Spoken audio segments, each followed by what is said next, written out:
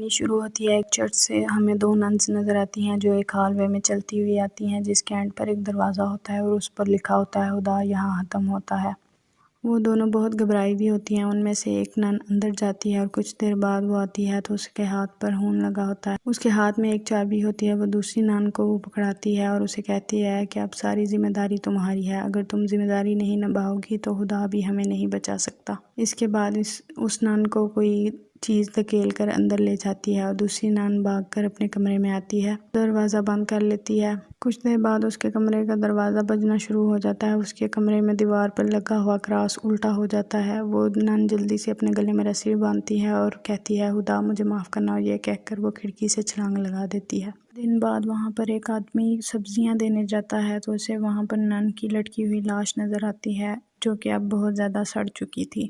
اس کے بعد ہم فادر برک کو دیکھتے ہیں اور سسٹر آئرین، جن دونوں کو اس معاملے کی تہہ تک پہنچنے کے لیے اس چرچ میں بھیجا جاتا ہے۔ وہ لوگ اس جگہ پہنچتے ہیں تو وہ اسی آدمی سے ملتے ہیں۔ اس آدمی کا نام فرینچی ہے۔ وہ لوگ فرینچی سے کہتے ہیں کہ ہمیں اس جگہ لے جاؤ تو وہ لوگ تانگے پر بیٹھتے ہیں اور چرچ کی طرف روانہ ہو جاتے ہیں۔ چرچ پہنچ کر فرینچی انہیں بتاتا ہے کہ اس نے اس نن کی لاش کو سردھانے میں رکھ دیا تھا۔ جب وہ لوگ اندر جا کر لاش کو دیکھتے ہیں تو وہ ایک دیوار کے ساتھ ٹیک لگی ہوئی بیٹھی ہوتی ہے، لیکن فرینچی کہتا ہے کہ میں اس کو لٹا کر گیا تھا۔ فادر اس لاش کو دیکھتا ہے تو اس کے ہاتھ میں ایک چابی ہوتی ہے، وہ چابی لے لیتا ہے اور آئرین اور فرینچی کو کہتا ہے کہ ہمیں اس کو دفنا دینا چاہیے۔ اس کے بعد وہ چرچ کے قبرستان میں جاتے ہیں اور اس نن کو دفنا دیتے ہیں۔ آئرین دیکھتی ہے کہ قبرستان کی ہر قبر کے ساتھ ایک گھنٹی لگی ہوئی ہے، جس پر وہ فادر سے پوچھتی ہے کہ یہ گھنٹی کیوں لگی ہوئی ہے۔ فادر اسے بتاتا ہے کہ وہ با کے زمانے میں سب لوگ یہ گھنٹیاں قبروں کے ساتھ لگاتے تھے تاکہ کوئی ایسا شخص جو کہ ابھی مرا نہ ہو اس کو دفنا دیا جائے تو وہ ایک گھنٹی بجا کر لوگوں کو سگنل دے اور لوگ اسے بچا لیں۔ اس نن کو دفنانے کے بعد وہ لوگ چرچ میں اندر جاتے ہیں۔ چرچ میں ایک بڑا ہال ہوتا ہے جس میں 4 قبریں سی نظر آتی ہیں اور ان چاروں قبروں کے درمیان ایک کرسی بنی ہوتی ہے۔ سب لوگ چرچ میں ادھر ادھر دیکھ رہے ہوتے ہیں۔ اچانک آئرین پیچھے مڑتی ہے تو اس کرسی پر ایک کالے لباس میں عورت بیٹھی ہوتی ہے۔ فادر برک اس عورت سے بات کرتا ہے، اسے کہتا ہے کہ جس نن نے خودکشی کی ہے ہم اس معاملے میں یہاں پر آئے ہیں اور ہم باقی ننس کے ساتھ کچھ سوالات کرنا چاہتے ہیں، جس پر وہ نن کہتی ہے کہ ابھی بہت دیر ہو چکی ہے، آپ کو اگر ان سے بات کرنی ہے تو آپ کو صبح کا انتظار کرنا پڑے گا، اور وہ انہیں بتاتی ہے کہ چرچ میں کچھ خالی کمرے ہیں جہاں پر وہ لوگ رات رک سکتے ہیں۔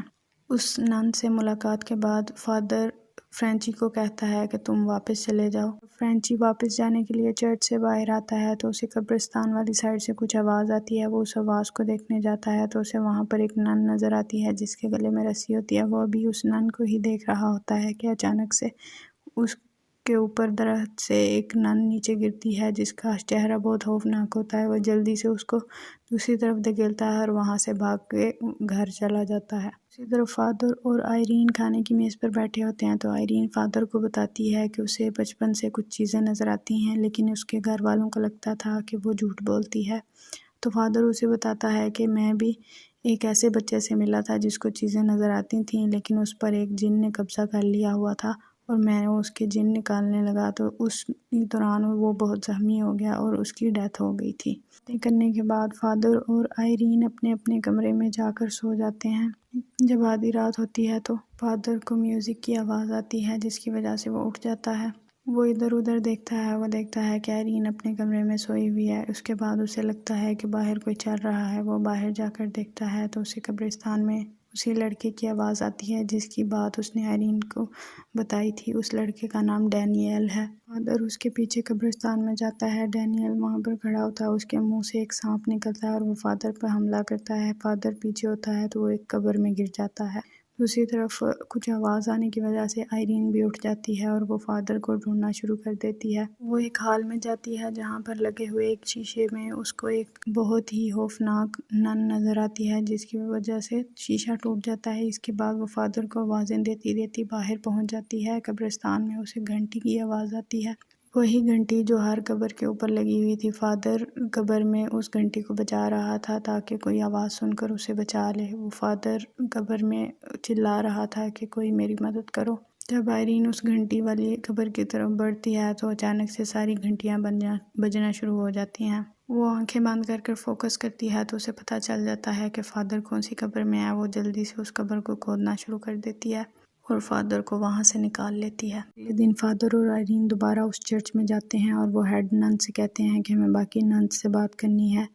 فادر وہیں ہال میں بیٹھ جاتا ہے اور آئرین اندر چلی جاتی ہے۔ اسے وہاں پر ایک نن نظر آتی ہے جس کے پیچھے وہ جاتی ہے تو وہ ایک پرینگ ہال میں پہنچ جاتی ہے۔ وہاں پر ایک نن بیٹھی ہوتی ہے اور وہ دعا کر رہی ہوتی ہے۔ آئرین اس کو بلانے لگتی ہے تو اتنے میں ایک اور نن پیچھے سے آ جاتی ہے اور اسے وہ کہتی ہے کہ آپ میرے ساتھ آئیں، آپ اس کو مت بلائیں کیونکہ ہمارے لیے دعا کرنا بہت ضروری ہے۔ پھر ہم فرینچی کو دیکھتے ہیں جو ایک بار میں بیٹھ کر شراب پی رہا ہوتا ہے۔ بار ٹینڈر اسے بتاتا ہے کہ ان کے گاؤں کی ایک چھوٹی سی لڑکی نے خودکشی کر لی ہے۔ پھر وہ اسے بتاتا ہے کہ اس چرچ کی شیطانی طاقتوں نے ہی لوگوں پر حاوی ہونا شروع کر دیا ہے اور اسی وجہ سے اس چھوٹی بچی نے خودکشی کی ہے۔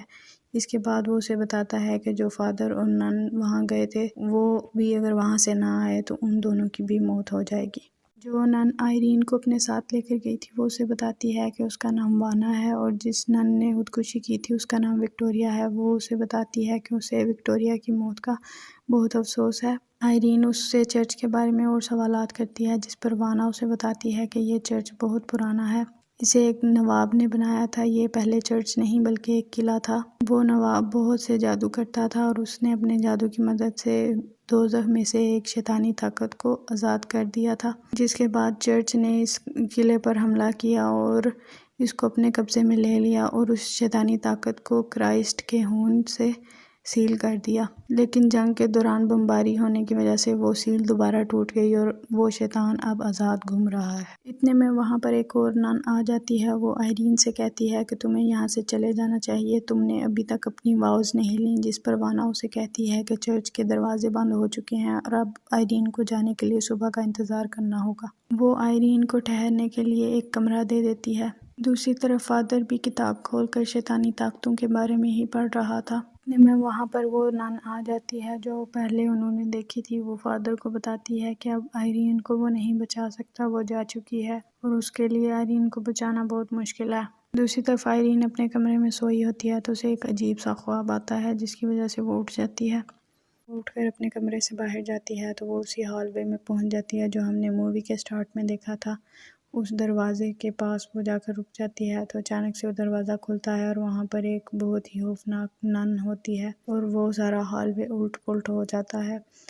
سسٹر آئرین وہاں پر بہت زیادہ گھبرا جاتی ہے۔ اتنے میں وہاں پر سسٹر وانا آ جاتی ہے اور وہ اسے پکڑ کر کہتی ہے کہ تم جلدی سے پرینگ ہال میں آ جاؤ، ہم دعا کریں گے اور دعا ہی ہمیں اسی مصیبت سے نکال سکتی ہے۔ سسٹر آئرین جب اپنا دوپٹہ وغیرہ لے کر پرینگ ہال میں جاتی ہے تو وہاں پر ایک لاش پڑی ہوتی ہے جس کا منہ کے اوپر سے کپڑا اٹھا کر وہ دیکھتی ہے تو وہ سسٹر وانا ہوتی ہے جس کی ڈیتھ ہو گئی تھی اور اس کے ہاتھ میں ایک کراس ہوتا ہے۔ میں پرینگ ہال میں اور بھی بہت سی ننس آ جاتی ہیں۔ ان میں سے ایک نن آئرین کو کہتی ہے کہ ہمیں جو بھی ہو جائے اب پرے کرنا ہوگا اور ہم پرے کرنا نہیں روک سکتے۔ دوسری طرف ہم فادر کو دیکھتے ہیں، وہ سردخانے میں جاتا ہے جس میں مووی کے سٹارٹ میں نن کی لاش تھی۔ وہاں پر اسے قبر پر لگی ہوئی ایک گھنٹی نظر آتی ہے جس کے ساتھ ایک رسی بندھی ہوتی ہے۔ وہ گھنٹی پیچھے موو کرتی ہے تو فادر بھی اس طرف دیکھتا ہے۔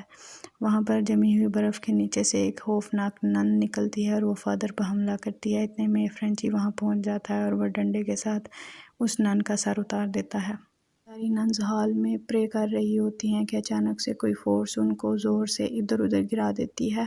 صرف آئرین وہاں پر رہ جاتی ہے۔ آئرین زور زور سے پرے کرنا شروع کر دیتی ہے۔ اتنے میں کوئی ایول فورس اس کے کپڑے پھاڑ دیتی ہے اور اس کی کمر پر پنجے سے سٹار بنا دیتی ہے، لیکن آئرین پھر بھی پرے کرتی رہتی ہے۔ کچھ دیر بعد وہاں پر دروازہ بجتا ہے اور فادر کی آواز آتی ہے جس پر آئرین اٹھ کر دروازہ کھولتی ہے اور انہیں بتاتی ہے کہ ایول فورس نے اس چرچ پر قبضہ کیا ہوا ہے اور ہم سب کو پرے کرنا ہوگا۔ ہم سب مل کر پرے کر رہی ہیں، جس پر فادر اس سے پوچھتا ہے کہ کون سب؟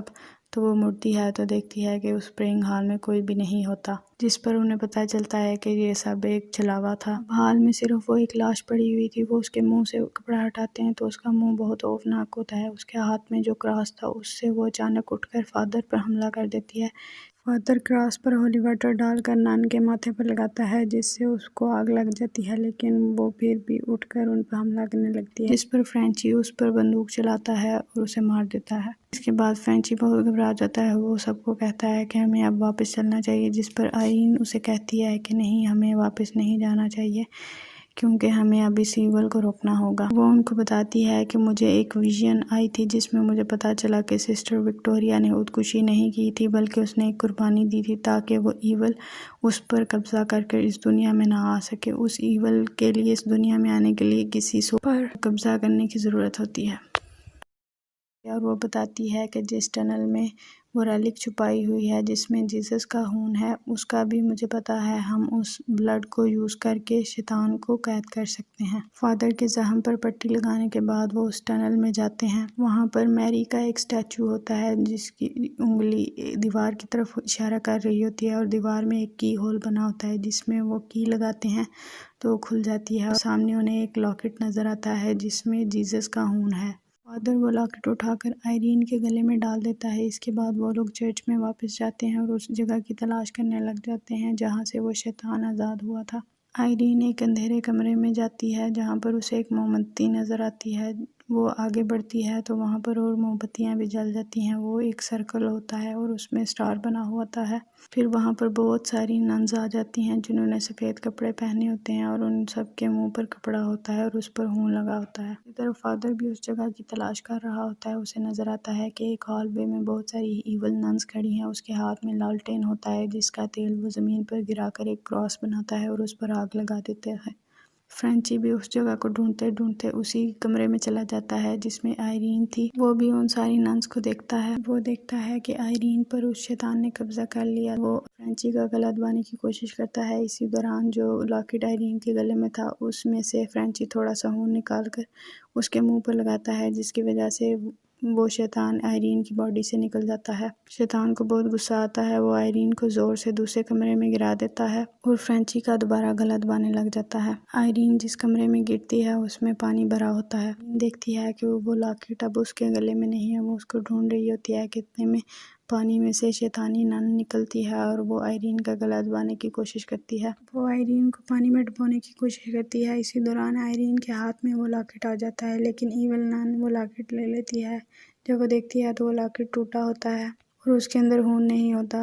آئرین نے اپنے منہ میں سارا خون ڈال لیا ہوا تھا، وہ سارا خون نن کے اوپر گرا دیتی ہے جس کی وجہ سے اس کمرے میں کھڑے پانی میں ایک طوفان سا آ جاتا ہے اور سارا پانی اس دروازے میں چلا جاتا ہے جہاں سے وہ شیطان آزاد ہوا تھا اور شیطان دوبارہ قید ہو جاتا ہے۔ اگلی صبح وہ لوگ اپنا سامان تانگے پر رکھ کر واپس چلے جاتے ہیں۔ پھر ہمیں 20 سال بعد کا ایک سین دکھایا جاتا ہے جس میں ایک آدمی ویڈیو دکھا رہا ہوتا ہے اور وہ ایکسورسزم کے بارے میں بتا رہا ہوتا ہے کہ وہ بہت ہی مشکل ہوتی ہے سہنے والے کے لیے اور کرنے والے کے لیے بھی، اور اس ویڈیو میں ہمیں فرینچی دکھایا جاتا ہے اور ہمیں پتہ چلتا ہے کہ وہ ڈیمن قید نہیں ہوا تھا بلکہ اس نے فرینچی پر قبضہ کر لیا تھا، اور اسی پر مووی کا اینڈ ہو جاتا ہے۔